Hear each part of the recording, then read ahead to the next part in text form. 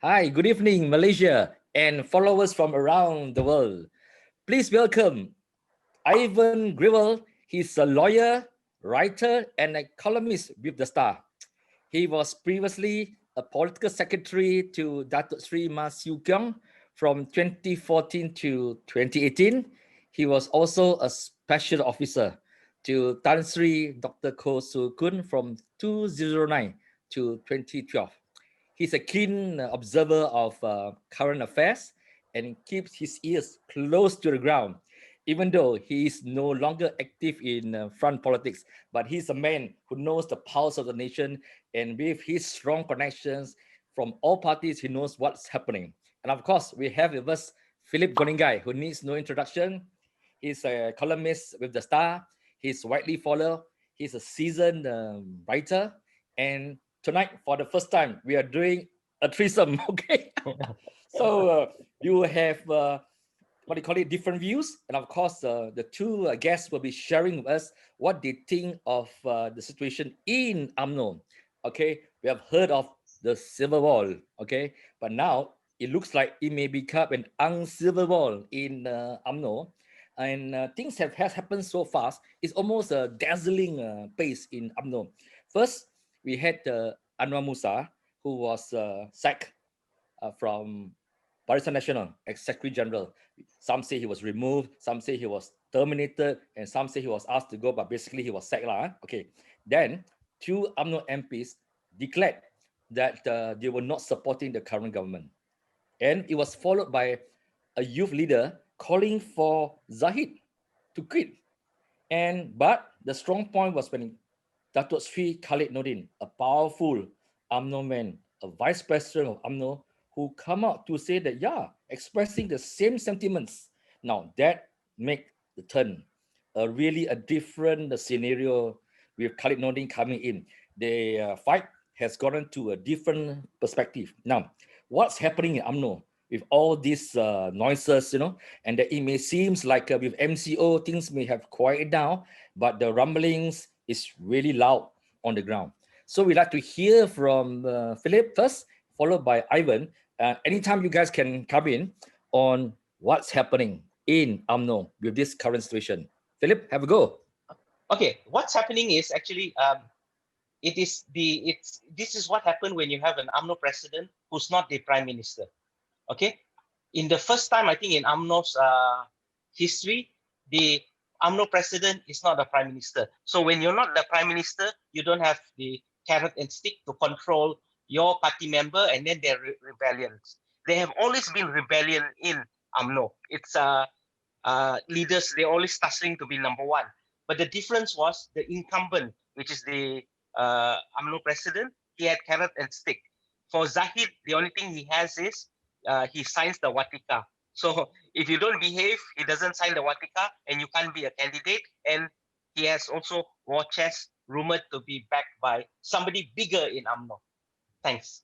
So basically, Philip, we are saying that he been not a prime minister. He's not in the position to dispense patronage. He cannot reward, and that what is different from the previous leadership tussle, even in UMNO. There have been many tussle and many leadership crises in the past. What is different this time? Well, thanks, Dato Sri, for having me on. But before, I'd just like to take you back a little bit. I'm from Gerakan, a party that has gotten used to being out of power. So, so in saying so, I remember in 2010, we had a discussion, and I was a young Turk back then. And I remarked to one of the senior UMNO leaders who unfortunately is no longer around, he passed away. And I remarked to him and I said, one day your party will be out of power and you will know the pain that we felt, because it was only 2 years after we lost Penang to DAP. And today they are feeling that pain. And I think Philip hit the nail on the head. UMNO is a creature of power. And UMNO is only functional if it's a party in power. Not being in power, if you look at how it lost in Selangor in 2008, it has not come back. In Perak, they came back in 2009 after the defection of the Sri Pakatan Rakyat YBs. So generally, UMNO is a creature in power. So what is different now than the previous fights is that one, the UMNO president is generally weak because he does not have the office of Prime Minister to back him up. I think second is that there is much greater democratic space in the party. Now, for a party of UMNO, which is a party of factions like the LDP in Japan, power is very, internal democracy is not always the best idea to have too much of it. So I think that's the other challenge they're facing, is how do they respond to this post-2018 era where people want to hear this free exchange of views, this free market of ideas, but at the same time, because the party is so large, 3 million members, 30,000 branches, it is a mammoth task to keep such a party in line. So I think that the major difference is that post 2018, they do not have the trappings of power to keep everyone in line and to keep the party disciplined. That's my view on it. Yeah, thank you. Philip, maybe you can recap a bit of what was it like previously for younger followers who may not be familiar with the fights in the past. Okay, I think the big fight in UMNO we just talked about during. I think the big fights only happened during Mahathir's time. Before that, Mahathir caused a few prime ministers to quit. But during Mahathir's time, I think the big one was against Musa Hitam. And then after that, Musa Hitam and Razali gang up to go against Mahathir, and that caused technically the party split into two. They were Team A, Team B, and then yes, Razali only went against Mahathir in the presidential race, and then I think they said he lost by a bus full of supporters. I think only by 50, and there was elements of sleight of hands, etc., etc. And then they form Mahathir form UMNO Baru, and then Razali had to form Semangat 46. Okay, that's the big one. Then the second big one will be with Anwar Ibrahim. That is really big actually. If you look at the 1999 result, technically UMNO kind of lost, or BN kind of lost the 99 general election. It was helped by the Chinese voters who voted for Barisan Nasional. So that was a big fight, and it also resulted in PKR being formed. And then through the years, when Mahathir stepped down, he had like Pak La as he went against Pak La.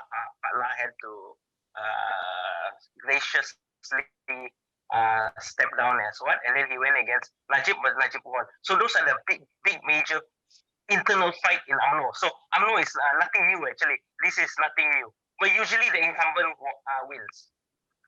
Incumbent president wins. If I may just chime in, actually, often forgotten, there are two fights before the Kuli fight. The first split was, of course, not to forget the past UMNO split in the 950-51, where Burhanuddin Helmi and his group ejected, they formed PAS. And the second one was On bin Jaafar and IMP, Independent. So if you look at UMNO as a party, they have gone through four major fights. The PAS fight, the On Jaafar fight, the Razali fight, and the Anwar fight. But the fifth fight killed them, which was Bersatu. And they lost power. So the conventional thinking among some of us was that no party can survive so much of attrition. And I think the 4-5 attrition, the cumulative effect, and also coupled with the anger over 1MDB and the economy and everything, that is why I think 2018 came about. So for your younger viewers, it's good to go back in history to understand that UMNO has had 5 big fights and 4 before the Bersatu fight. Sorry, Philip, just putting things in some perspective. Ivan, there's an element which is quite different from the previous fights put all together. I mean, leadership fights are normal in all politics, and UMNO has survived through. They've come up more resilient, and their structure is so strong, they were able to survive any fights. Okay, now, what is different is that this time, besides being out of power, and that they have got to rely on a prime minister who is from Bersatu, and that they openly said it openly as in privately, okay, among friends and among the party members, they say that every other day that they remain in government, they will continue to die, and that they know that they have to challenge Bersatu. But what's different this time is that besides being out of power, they have an unusual situation. The current president and the previous president, both of them are facing charges in court. their cases will be heard, I think, that this month, or next month. Okay, so next month, I think it's February. Yeah, and that For Zahid is January. January, right? 29. Okay, so that basically that the AGM has been postponed, and we do not know when the AGM will be held unless the emergency powers are lifted and the MCO would have ended by then, assuming that it's February or March. But the court cases are continuing, so they will be attending the AGM with all these charges and the court cases above, what do you call it, on top of their head. What will be the impact this time? What I call it, with the court charges, what will be the impact at the AGM and with all these leadership tussle? Obviously, that if I'm deputy president of UMNO, I will say, look, my boss is going to go to jail or is in serious trouble. Do I have a chance to move up? So it looks like there's a kind of situation in UMNO. What's your take? Yeah, I Okay, hope the answer does not give me any enemies because I happen to have a lot of good friends. So, they've termed it the cluster mahkamah, right? That's the somewhat negative term that they have used to describe all those facing cases. Now, I think generally UMNO, for political reasons, has always believed in the presumption of innocence.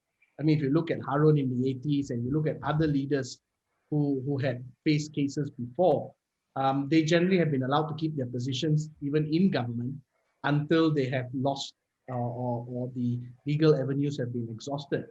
But I think this time around, the difference is that there's greater public awareness about these crimes or alleged wrongdoings that have been complained of that is subject of this trial. So yes.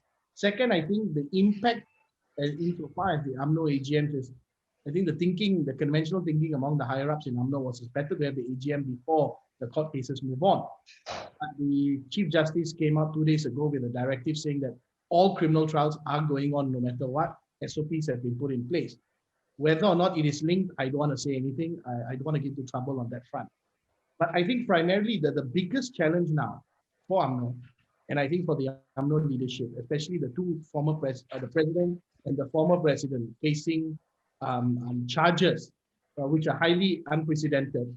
I think the big challenge now for them is going to be to stave off challenges from others.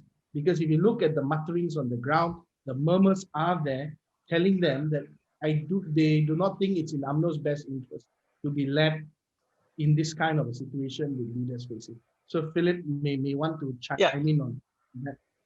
Okay, thanks, Ivan. Okay, the narrative given by the opposing side that is against the Mahkamah cluster is that these leaders who are facing court cases should not be UMNO leaders because this is I think they're talking about it publicly. Privately, they've been telling me maybe a year ago, but now you can hear them talking. Is that you can't trust this leader because they're out there allegedly to save their own skin, and what they are doing is not to the interest of the party. So that's the main narrative if you listen. So yes, the court case hanging above the UMNO leaders might jeopardize their chance of getting re-elected or being in power. It's a big thing actually, and it'll be very interesting that if just say one of the leaders are found guilty before the AGM and then they have an election, then maybe that will impact that person's chance of being re-elected or winning or becoming president. Yeah. So the court case is a big thing. Gentlemen, there's also another scenario that we should be discussing about now. What's the perception and what's the sentiments of the UMNO grassroots leaders? Obviously, that the UMNO leaders that's implicated, okay, have been seen or perceived to be prepared to do deals with their rivals. Okay, they are prepared to do deals with Anwar Ibrahim, and they're prepared to do deals even with the traditional enemy, the DAP, to form new formula, new arrangements. Does that go down well with the grassroots leaders? Because that some may say that, look, what is this new arrangement? Is it this new arrangement acceptable working with the opposition and that to be back in power? Or do you think that the people may perceive that, look, are you doing this because that you hope that in this deal, the feeling from the perception, rightly or wrongly, is that, well, if you do a deal, you may be able to get yourself off the hook. What is the ground feeling, and even for the perception of political observers? Well, I mean, being political secretary to Dato Sri Ma was a good thing that I managed to make a lot of friends in UMNO, in BN, or at the grassroots level. And I spent 4 years working with these guys. And at least the people that I speak to, where my friendships have stood the test of time and the test of loss of power, is that Najib and Zahid are still popular on the ground, primarily because a lot of the division leaders were groomed during their last time. So I think that is something that those who are against them are trying hard to divorce. That is why I think Zahid felt he had a better chance with an AGM as opposed to the Supreme Council to push this political realignment, which involves maybe working with Anwar and working with DAP. But I think the problem is that the UMNO grassroots are strongly against DAP. The hatred runs deep and it's strong. So it's going to be a challenge. As for Anwar, there is general mistrust because I think people feel that Anwar is willing to be friends with anybody just to be PM. I mean, that's the common perception right there. Yeah. So I think the challenge, insofar as the grassroots are concerned, I don't know whether Najib and Zahid have the gravitas to push this realignment through. But as for the grassroots level, they still remain popular, especially Najib, because he's the only one who has held the government to account. He held PH to account for 22 months. And now, if you look at his Facebook, he's got a lot of popularity. And he's holding PN to account, and he's speaking the feelings of the rakyat, whether it's on EPF, whether it's on the MCO, whether it's on the emergency. I think he's rebranded himself really well as a champion of the people. So, of course, to some people, this is an oxymoron because on one hand, you are facing charges and all these things, but on the other hand, you're still popular. I think Mahathir couldn't wrap his head around this, but that is the reality. So, I think those who want to challenge the hegemony of Zahid and Najib have an uphill battle. They need to bring the grassroots along, and a lot of these leaders, we can name some of them. Even like, for example, KJ may be very popular outside the party, but inside he's sadly not. I agree with you, Evel, that your assessment of the popularity of Najib and even Zahid, because of their strong grassroots links, and that they have been able to hold that very well. I mean, some of us who what do you call it, the Bangsa cluster, okay, may not be aware. I mean, that of the strong grassroots hold of both of these leaders, especially Najib.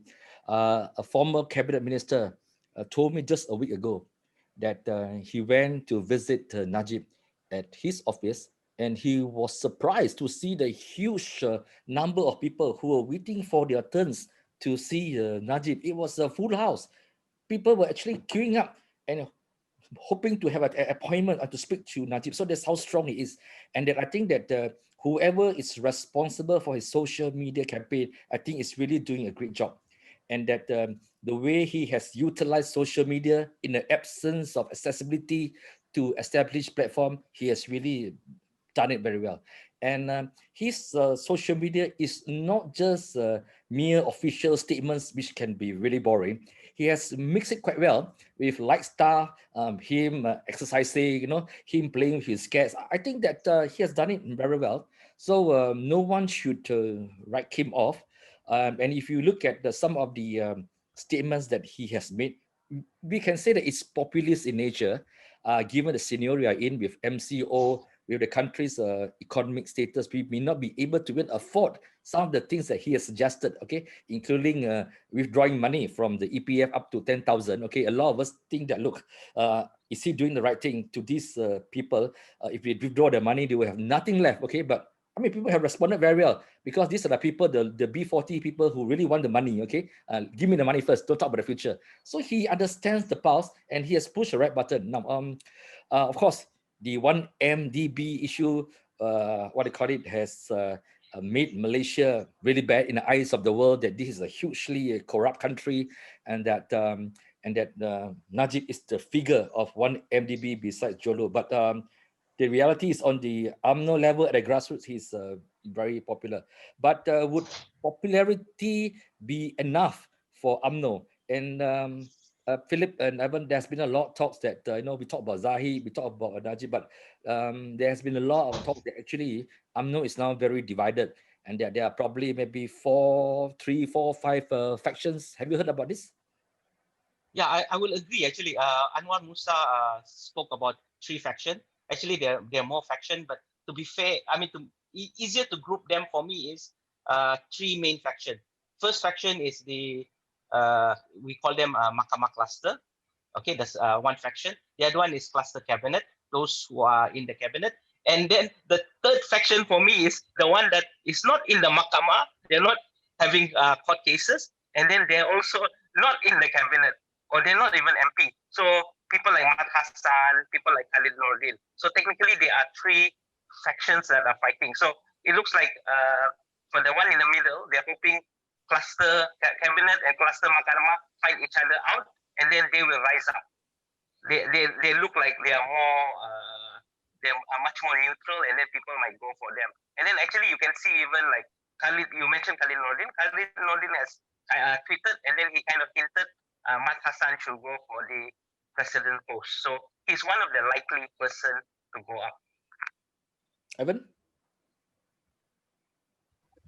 That's sweet. Interesting that the way you put it is great perspective. If I can just share with you a small anecdote. A couple of months back during the CMCO, I was in a Grab drive, and I like to have to converse with Grab drivers and taxi drivers because they give you a lot of perspective. And in doing so, a lot of inspiration for my columns actually came from these engagements after I was involuntarily retired in 2018. So, and I had a conversation with someone in a Grab driver. He told me, he said, tak apa pun kalau Najib ambil berapa banyak duit pun masa Najib kita boleh hidup senang.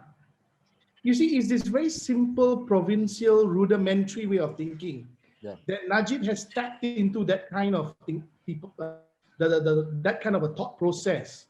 So you see, the Bangsa cluster or the more urbane, sophisticated people seem to forget that actually a large part of the country, I would say 90%, do not subscribe to these views. Yeah. And I think that's why Najib has democratized himself. He has democratized his image. He's a man of the people. And Philip is right. There's 3 clusters, because one is Mahkamah, one is cabinet, and the third one is everyone else. And the third cluster could be many subclusters in there, or subgroups, you may want to call it. Yeah. But primarily, I think the feeling among those in UMNO is that those in cabinet like their position because they want to be in cabinet. I think some UMNO leaders came out to say that. Those in Mahkamah criticize that they're only protecting themselves. Mm-hmm. So I think the cluster to watch is those who are not in these 2 clusters, because they can tip the scales in anyone's favor. Yeah, yeah. And to see how they move. And I think the general feeling is that it is no secret that Bersatu wants to subsume and replace UMNO as the preeminent Malay party. UMNO is facing an existential crisis, a crisis of existence. And that is why I think they will gravitate around not working with Bersatu eventually, because they know that working with Bersatu means their eventual end of them. That, Evan, every time when UMNO leaders speaks, of course, if you are a president, you can say that, look, I have got the specific number of MPs who would follow me. But you know that in reality, given the situation UMNO where it has become so fractionized and that it's been so divided, it actually boils down to the question of who has the numbers. So beside the names mentioned by Philip, we know that there are other leaders in UMNO who actually have got their strength over a specific number of MPs, and they are also real formidable forces, even though they have not come out openly to make any bid. Do you agree with my assessment? Exactly. Yeah, it sounds like a cabinet minister who has control of certain MPs. I agree with you. Yeah, it can be former. So I think okay. The way I would look at it is that UMNO is having buyer's remorse insofar as Perikatan Nasional is concerned. I think in February, the urgency was to depose Mahathir, depose the AP. They thought they will come back in power, and then they thought that slowly, they will get a good bargain for themselves, keep this government going for a while, sort out their cases whatsoever, and then push for an election. But what they underestimated was they underestimated the cunning of the PM. And I think the PM has pulled the rug from under their feet, and he's been constantly underestimated. That's what I keep saying. Muhyiddin has always been underestimated, and he breaches the expectations set for him, and he's shown to have the great political fighting will. And in doing so, I think he has put UMNO in a corner.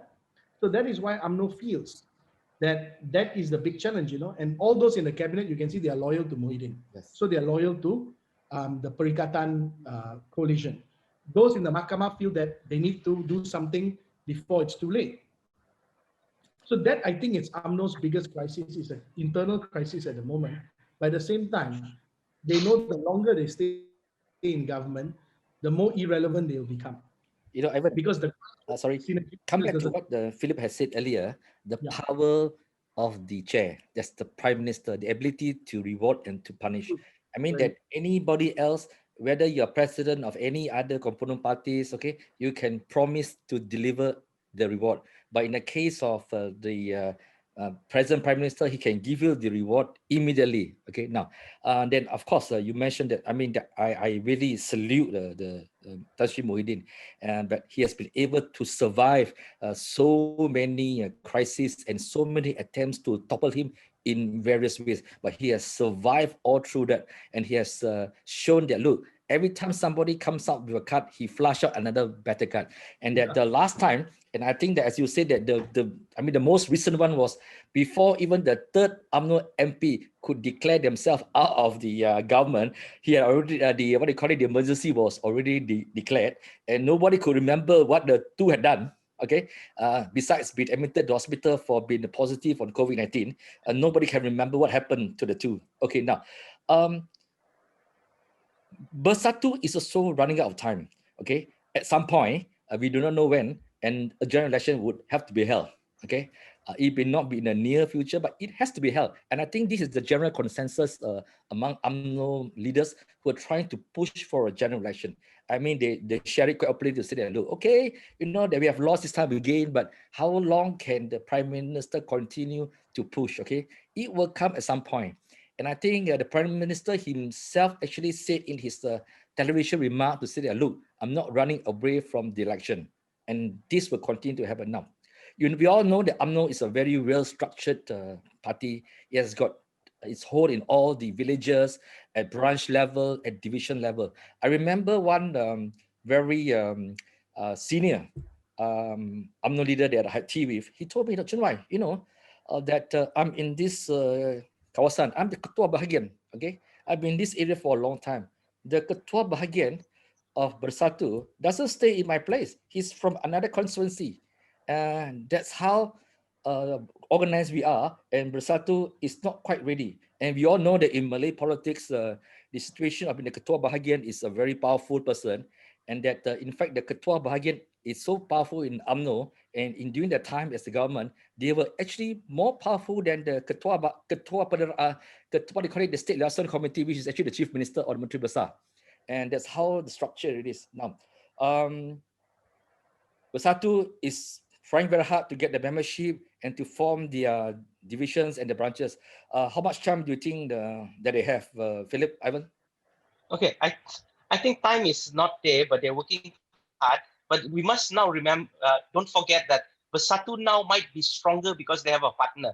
Their partner is PAS. So if it is Bersatu PAS versus UMNO versus, they say, PKR, Bersatu might have an edge there. So the key is actually for Bersatu is PAS, and then looks like PAS is at the moment is with Bersatu. And then the other thing we forget also, Bersatu is also has around 11 or 10 PKR assembly MPs, and then their new growth area is actually the PKR seats, like they're holding Gombak, they're holding Ampang, etc. So Bersatu is like maybe 1 year ago we think that okay, they can't win, they'll win only 0 seat, they can only win Pago. But when you look at the Sabah election, most probably they have around 5 MPs from Sabah, and then they can retain those seats. And then even in Sabah, Bersatu is equal to UMNO because they have the incumbent have taken those seats. So yeah, it looks like Bersatu is quite relevant actually. I take a completely different view. And I think a lot of people focused a lot about Sabah.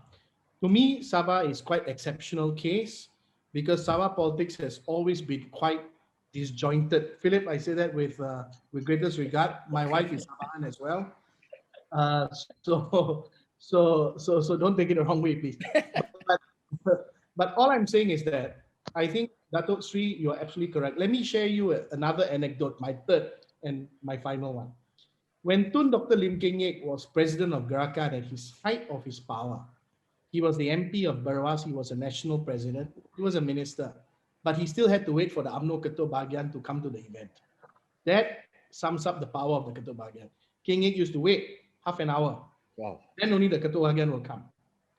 So that being the case, I think in Peninsular Malaysia, the grassroots structure is very important. And I think that's why Bersatu literally is buying off UMNO members at the grassroots level. There is no secret. Ahmad Maslan has come out to say that that is the case. They're saying, okay, if you jump from UMNO to Bersatu, we give you so much, you can set up a branch and all, because they know that Sabah was, because they had the entire machinery of the federal government, the entire party was concentrated there. So they were able to, but not to forget that despite having the entire machinery, PH couldn't beat BN in so many by-elections, especially Tanjung PI which was quite remarkable that MCA came back. So now my point, or rather my view is this. I think UMNO wants to push for an election because they know Bersatu is still weak. Because if you look at a grassroots level, they're not strong. I can tell you in Perak, for example, where a lot of my friends are, where I spent 4 years of my political career, they are not strong. That is why they dared to pull down, UMNO dared to pull down Peja, because they knew they are strong. So I think that is why they won the election fast, because I think at this moment, even with PAS to back them up, you see, again, one thing that I realized from 2018, because in 2018, I thought PN was going to win. I thought Mas Yukyong was going to win in Teluk. I didn't expect him to lose by 11,000 votes. In fact, this is the first interview I'm doing since 2018. And I just want to say that what's on the ground and what we see is very different. And I was on the ground and I misread it horribly, and I think PAS reached the zenith of its power in 2018, 1 million plus votes. They can't go higher than that. And I think PAS will have its own set of problems internally as well. Because as Lim Chong Yu always used to say, A plus B will always have a minus C. That means when two groups get together, there will always be a C component that comes out. So I think that's going to be the challenge for the Malay parties. And that is why Malay unity, they thought they can do it in February, but it's difficult. It's just not possible because everyone has their own interests, everyone has their own considerations. But I think if elections are held today, my money is on UMNO. They will be the biggest party. But whether they can form government is a different question. Okay, I just want to add into this. Okay, Ivan, the thing is, can UMNO win on its own in GE15? If you look at the GE14 result, technically they only managed to get 30 to 35% of the Malay votes. And when you look at the trend, it's going down. And then most of the polls that are done, which is not paid by UMNO, most of these independent polls say that they are going to they can't win as many seats as they can. Looking at even at G14, even at current one. So when you talk about grassroots, yes, the UMNO grassroots love UMNO, but then there are maybe 70% or 60% of Malays out there who are rejecting UMNO. That's why they need that 30%. And then you look at most of the by-election, the last one was Slim, if I'm not mistaken. Slim was the last by-election. They team up with PAS. So for me, PAS is the one that adds the 30% votes for UMNO. Thanks. Interesting, Philip, because that's the question which is always posed to me when I take this position. Now, I still believe UMNO will be the single largest Malay party if there's a three-way fight, meaning DAP and PKR in one corner, PAS plus Bersatu plus whoever else that they have in one corner, and then of course Barisan Nasional in one corner. But whether BN will be able to form on its own, my answer is most probably no. But they will still be the single largest party. And the reason I say this is because I don't really trust polls, because I had one poll that came in from a very reputable pollster that said BN was going to get 140 seats in G14, and they got 79. So I'm sorry, maybe the suspicion comes from my nature, but I generally think that people are not very candid when someone calls you, hey, who do you support? People are going to say, oh yeah, I support Anwar or I support whoever. I think what you will have is that is why the door to cooperation between UMNO and DAP and PKR has already been opened. So my guess is that what's going to happen is that DAP will no longer be a political untouchable in the next election. Because I think the reality among some UMNO people that I speak to is that UMNO is the single largest Malay party. DAP is the single largest non-Malay party. And I think that the trajectory will be a form of UMNO DAP cooperation, possibly with PKR coming in, because that would provide the stability. And then Sabah and Sarawak. You see, I think Sabah and Sarawak will go with the winner in Peninsula. The fight is over the 166 seats in Peninsula. Who wins that? Generally, Sabah and Sarawak will follow the winner here. So I think that is the direction which things will end up to, because I don't think I think UMNO would rather work with with DAP than Bersatu post next G. So basically, I my neck out there by saying that. Ivan, you know that I agree with you that I take the what do you call it, the surveys of so-called groups with a pinch of salt. Even as recent as the Sabah state election, the recent one, there was this reputable, famous survey group, research group, which actually predicted that what do you call it, Shafi and Warisan will do very well, but of course they lost. Most of us who were on the ground knew that the UMNO groups and all this is what do you call it, the Bersatu group was putting up a fight, and they could actually win. Okay, there's also another when you mentioned about the formula, what do you call it, the arrangement which could happen after the election. It looks as if like right now, all especially for UMNO, which is pushing for a general election, principles, ideology seems to have flew out of the window. Okay, I would really never imagine that the DAP in Perak would actually be willing to do a deal with UMNO. You mentioned just now that UMNO is used to be in government. Let's not forget also that DAP was in government, and that they have also been addicted to the perks and privileges of being in government. You know, people entourage following you, people calling you "Ya Aman berhormat, yang berhormat." I think they have began to miss that that privilege. Okay, and they would also want to do a deal. I would really never imagine that DAP was prepared to do a deal with UMNO.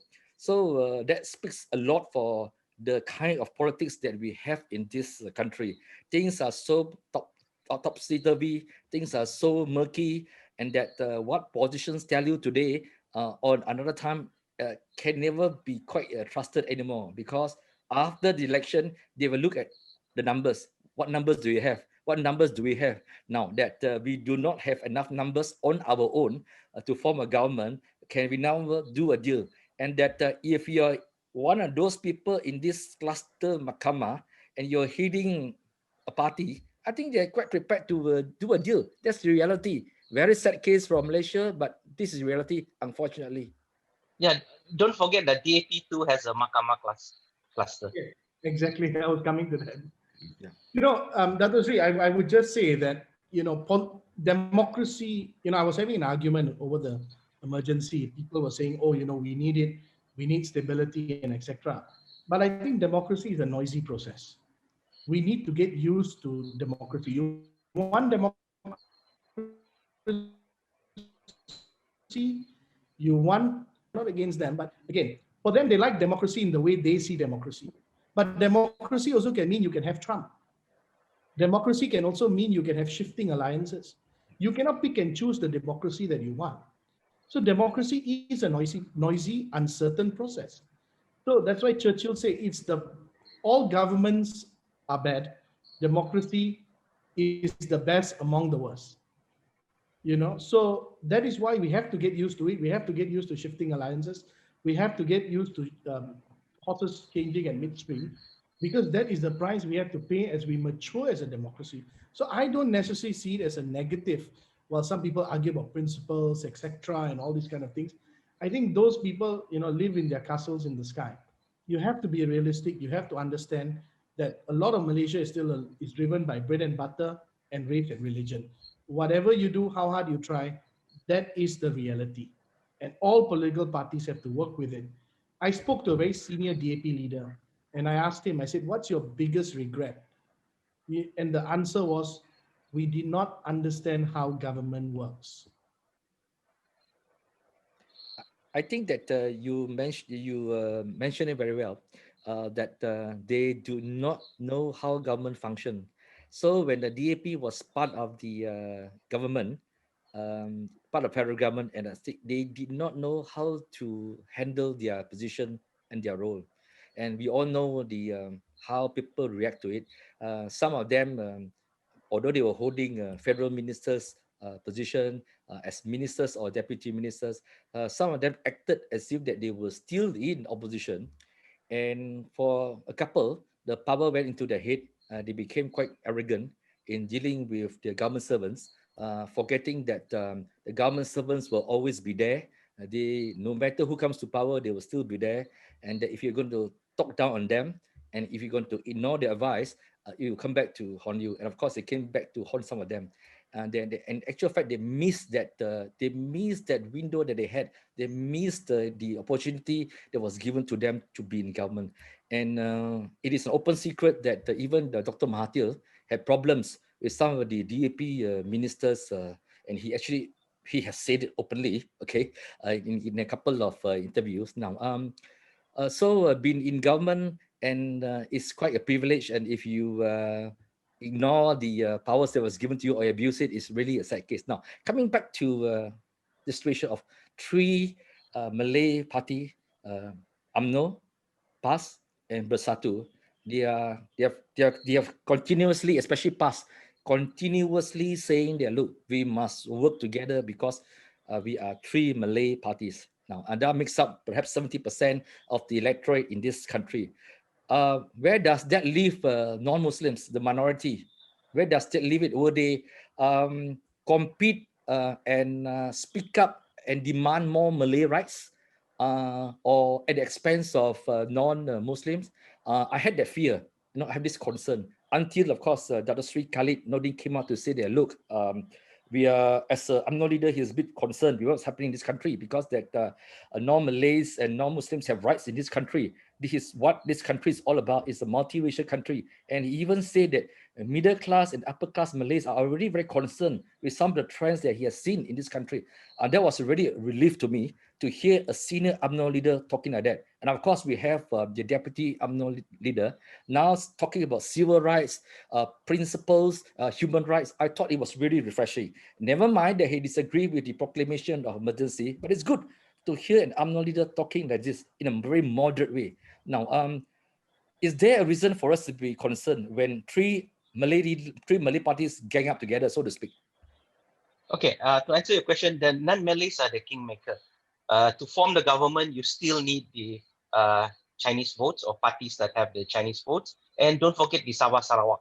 Technically, they have how many? 25 plus 25, 45 seats. You look at GPS, just GPS, Gabungan Parti Sarawak, they are without them, you can't form a government. So for me, the non-Malays are still very relevant. Ivan? Exactly. I'm with Philip. Dato' Sri, in the run-up to, and Philip, just to share with you a bit of our thinking in 2016, 2017, when they started making this move to PAS. Being political secretary, I was always the odd one out. And I used to be very vocal and say that this is not a good idea because I said that Malay unity would mean the exclusion of other races.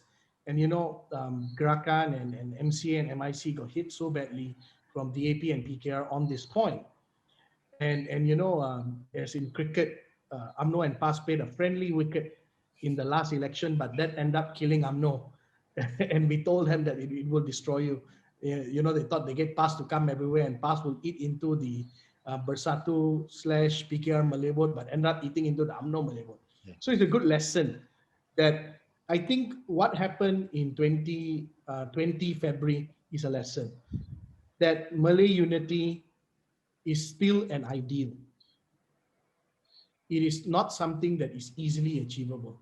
Simply because we are human beings, we are going to have differences. We may be of the same race, we have the same religion. If we have differences in the family, we can have differences anywhere.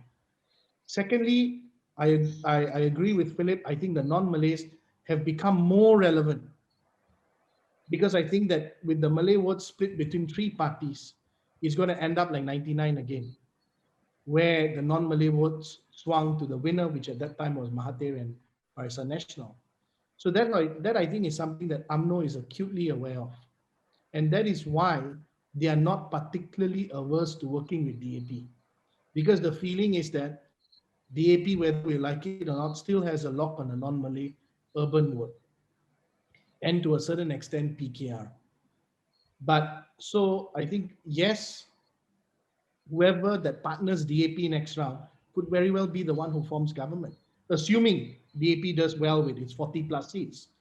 Because out of the 166 seats in the peninsula, of course, Undi 18 has changed the demographics, but there are about 40 plus to 50 seats where the non-Malays are more than the Malays. And I think these seats were primarily, almost all, in fact, if not all, were won by PKR and DAP, and I think Bersatu as well.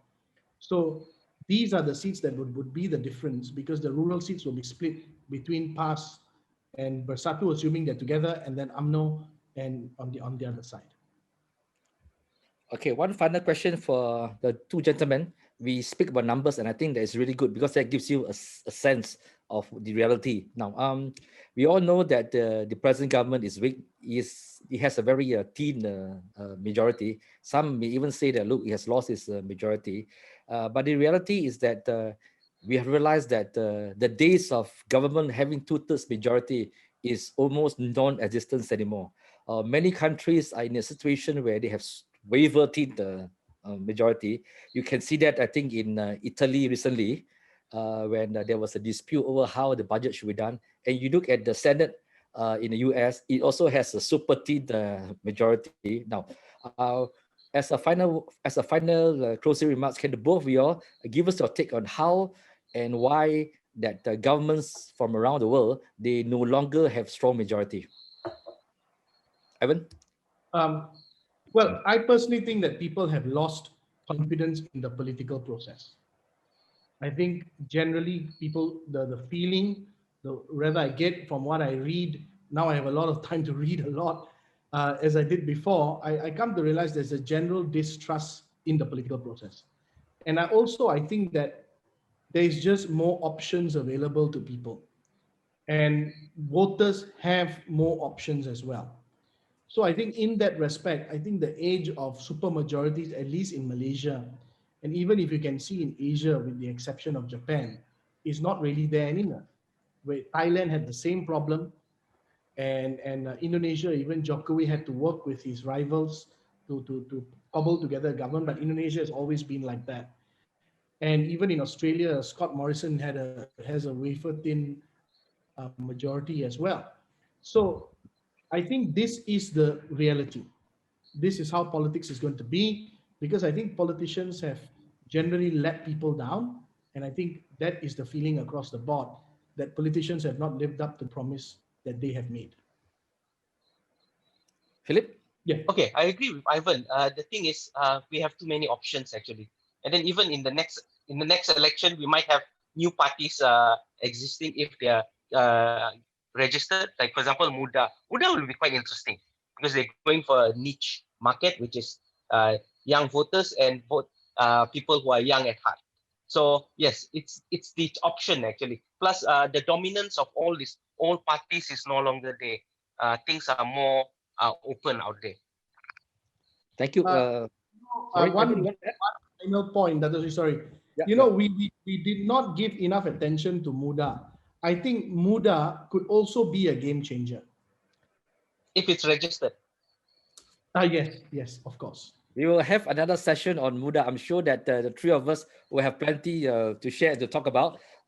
Evan, if there's one thing I learned today, that of your endorsement of Grab, besides ordering food from Grab, besides ordering your traveling, that Grab provides feedback on the political views on the ground. Indeed. Okay, thank you, gentlemen, for taking your time off tonight to be with us. Really appreciate it. We must make a comeback soon, okay, so to speak. Gentlemen and viewers from around the world, please remember to follow, like, and share Philip Golingai, Ivan Grewal, and RealChunWai. Thank you, guys. Yes, good night. Good night.